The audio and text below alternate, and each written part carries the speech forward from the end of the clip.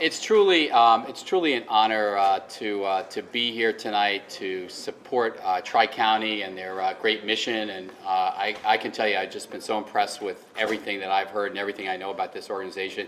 It's also an honor tonight to be on the stage with Monsignor Riley, and also to honor a very, very special person, Dr.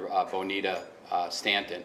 Dr. Stanton is a caring, extraordinarily caring physician, an accomplished, cutting-edge researcher, an innovator in the area of academics, and a true humanitarian. Dr. Stanton's involved in really leading a truly innovative partnership between Seton Hall University and Hackensack Meridian Health to create what will be New Jersey's only private medical school. And Dr. Stanton is so well qualified to lead this very, very exciting endeavor. This new school is expected to open next year in 2018 on the former campus of Hoffman LaRoche. And you know, if it's not hard enough to start a new medical school, think about this. The new school is literally in 2 municipalities. You can walk from one end of the school to the other, and you could either be in the municipality of Clifton or in Nutley.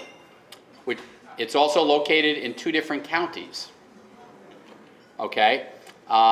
She has 2 different parents, Seton Hall University and Hackensack Meridian Health.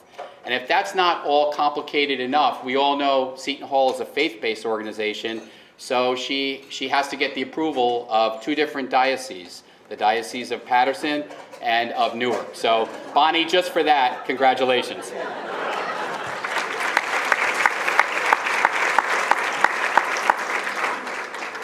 This new school, though, will be very, very exciting, and Dr. Stanton is going to use her skills and her career experiences to really make it innovative. Seton Hall University, as an example, is going to relocate their College of Nursing and their allied health schools to this new campus, and it truly will be interprofessional academics where medical students, nursing students, and other allied health students will actually learn within the same classroom and within the same science labs, because we all know when medicine is practiced as a team sport, patients benefit, patient outcomes benefit.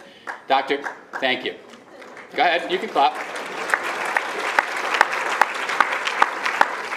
Dr. Stanton is also putting a curriculum in that's truly innovative. She's going to embed medical students in our community. They will actually be embedded with families. So they will follow these families in terms of their health needs, their social needs. She's going to be training the next generation of physicians not just to care for people who are sick, but she's going to focus on wellness and making sure people stay well through their community activities. So she is doing something that's truly unique.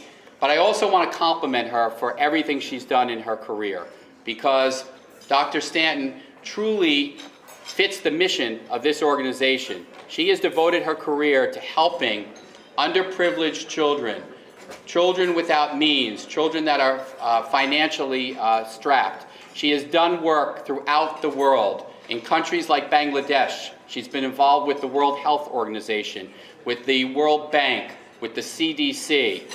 And I have to say, on a personal note, my wife and I recently made a donation to the School of Medicine in the name of our founding dean, Dr. Stanton, in honor of her lifetime achievement and what we believe she will do to change medical education for the future. So, Bonnie, congratulations on receiving this wonderful award tonight.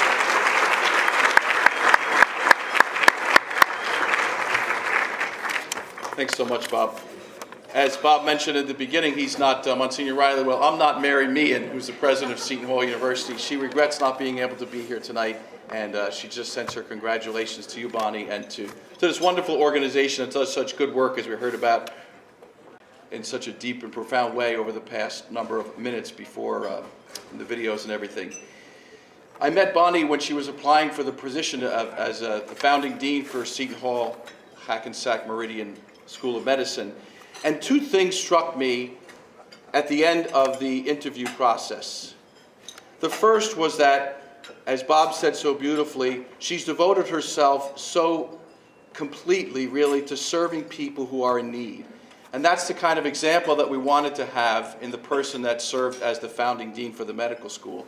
And the second one was a more personal one, and that is, I got a deep sense of the humility of this person, that as talented as she is, as generous as she lived her life, she's also lived it in a humble way. And I think that's a great attitude, a disposition for future physicians and medical professionals to be exposed to a person who understands that it's not about me, but rather it's about what I can do for you to help to restore you to health. So it's really been a blessing to be able to work with Bonnie and get to know her over the past number of months.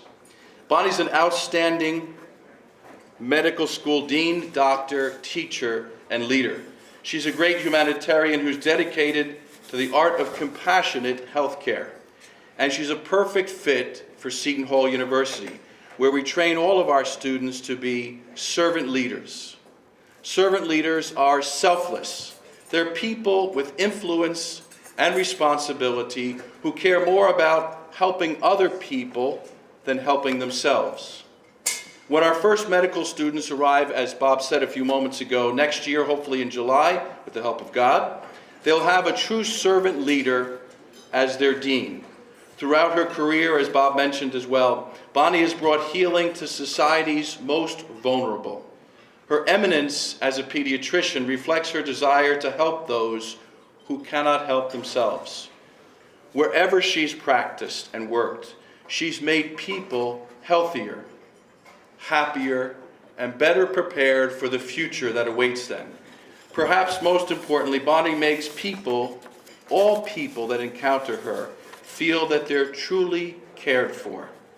Some people, maybe for the first time in their lives. In conclusion, Bonnie Stanton, Dr. Bonnie Stanton, is a professional who talks the talk and walks the walk. She has a demonstrable commitment to seeing that the Seton Hall Hackensack Meridian School of Medicine will be a place where both faculty and students will strive to embody the very virtues that have given color to her whole life. Dean Stanton, congratulations to you and God's blessings.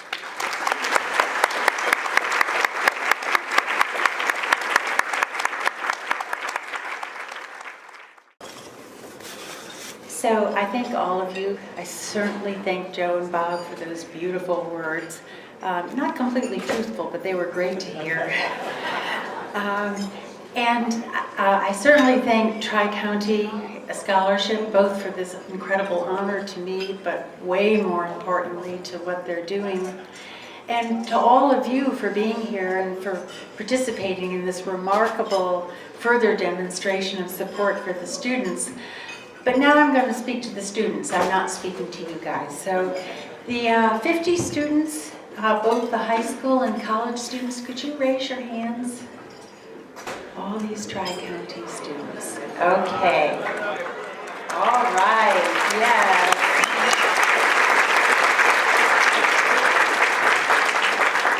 Okay. I've had the pleasure of speaking to a lot of you because about a month ago I went out to one of the high schools and spent the morning there. And when I came back to work, I think people were really beginning to worry that I might jump ship and go back to teaching high school, which I've never done, because it was just so rewarding to be around young people again. I mean, again, don't get me wrong, all you doctors and administrators are great, but being around kids again was so wonderful. And so I want to say a few words to the students. And because I've met quite a number of the 50 of you who are here now, I noticed that a lot of you are thinking about the health professions. So I'm not trying to ignore those of you who aren't, because the same message applies to everyone. I just know the health science is better. So as a lot of you know, probably everyone now, I'm a pediatrician, and not for 1 hour of one day of my life have I wished I selected another profession. I love being a pediatrician. The health profession, and whether it's nursing, medicine, epidemiology, psychology, allied health, is endlessly gratifying and exciting. And I've been so excited when I've learned that many of you are thinking of going into the health field, and that's just terrific. But I also want you to know something else, and that is, despite my love for my work, and despite my being so proud of knowing so many people in my profession that have done wonderful things, I'm not all that proud about what the health profession is doing in the United States. And why I'm talking to you tonight is because if you retain this interest of going into the health profession, you will be able to help us overcome this concern that I have for the health profession. And so please listen, because I'd love to have you help us. The health profession in the United States has produced remarkable discoveries and contributed to huge advances in disease treatment and prevention, arguably probably more than any other nation. But when you look at the health indices, the way that people's health is in the United States, we don't do so well as a nation. So if, for example, you took the top 35 income nations of the world who have the healthiest, as you would expect, they are usually among the healthiest. The United States shows up very poorly amongst them. So they're fifth from the bottom in terms of childhood death rates. They're in the bottom third in the terms of infant death rates. And then if you also look, we, compared to many of the other industrialized nations, the other wealthy nations, have tremendous disparities by both socioeconomic status. In other words, poorer people in the United States have far less good health than wealthier people. And the death rates of some of our underrepresented minority groups, such as African Americans and Hispanics, are much poorer than those of whites. And so none of this is acceptable for any of us, I think. Well, the health profession, all of us, nursing, medicine, all, are well aware of these problems, and they have identified a number of strategies to address them. And these strategies apply to you, and that's why I want you to think about this. So let's take a look at the United States right now. African Americans constitute about 12% of the total population in the US, and Hispanics about 18%. But in the physician workforce, only about 4% are African Americans and 5% Hispanics. And if you look at nursing, and you look at most, not all, of the allied health professions, you see the same thing, where we have many fewer people serving as doctors, as nurses, as occupational therapists from these underrepresented minority groups. So why am I emphasizing this? Why is it so important that we have the appropriate representation from the minority groups in the health field? Well, first, basically, I know a lot of people want to be doctors, and so everybody should have equal access to the profession. But second, and much more profoundly, to enhance the healthcare field, we have to have diversity in general, because we have so much evidence now that people do better when they're being treated by people who look like them, who are of the same color, the same ethnic background. So patients who believe that their providers are ethnically or racially similar to them feel much greater trust and satisfaction with them and are much more likely to confide in them. And believe me, as a healthcare provider, if your patient isn't telling you the truth, it is very hard to give them the kind of care they need. So this bond of trust is very important.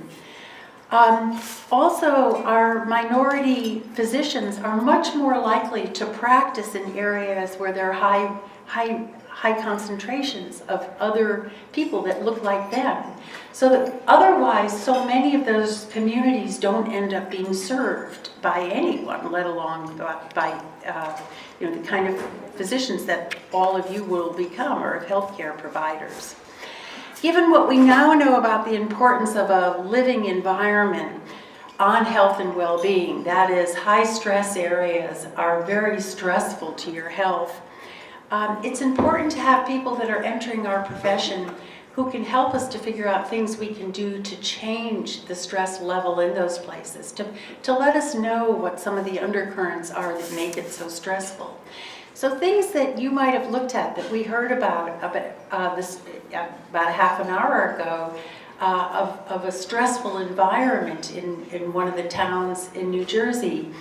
That same individual can tell us, but here's what we could have done had we put in a park here or had we done this. And finally, the higher proportion of racial and ethnic diversity is in a classroom, in a school. So the greater the proportion of underrepresented minorities, the more equipped all the students in that school and in that class feel to be able to go out and to work with persons of different backgrounds. So we all benefit by having more people in our classes. So now again, I'm speaking directly to those of you who are in, Tri-County Scholarship recipients. When I look at you, when I looked at you a month ago and I looked at you tonight, I have a vision of the future of healthcare in the United States across the globe, and it is a beautiful sight. Over the years, I first started working into communities when I lived for 5 years in Bangladesh, and my job was walking in the slums of Dhaka and trying to serve children and infants who were suffering primarily from cholera and other diarrheal diseases. And when I came back to the United States, diarrhea wasn't so interesting, but the AIDS epidemic was just beginning to slam adolescents, and I was in Baltimore, and so for the next 12 years, I spent much of my time working in the public housing developments in Baltimore. And I've also spent a lot of time working in the rural mountains in West Virginia and the deserts in Namibia right after their War of Independence when they were being slammed by the HIV epidemic, and in underserved areas in West Virginia. And in order to do it in all these places that I would enter knowing nothing about it, I had to have partnerships. And these had to be real, meaningful partnerships. These were not my coming in and telling them what to do. This was my spending time living with them for a while, learning from them, and figuring out what really was going on. And it took a lot of time, but it was worth it, and I loved it. And I would look with such envy when a colleague would come who was more ethnically similar, because they were able to move so much more quickly and so much more effectively and so much more nimbly. So when I look at you, and I think, if you want to do something in the health field, you will be able to make such a wonderful difference. You will be able to bring about the kind of change that I've aspired to but have not succeeded in my life, and what we hope to do with our medical school that you've heard about. So I thank the Tri-County Scholarship Group for helping you to get where you got in your schools, but you've done all the rest of the hard work. And with that kind of a background and that kind of a focus on the hard work and on picking things that are meaningful, you can change the world. So thank you so much.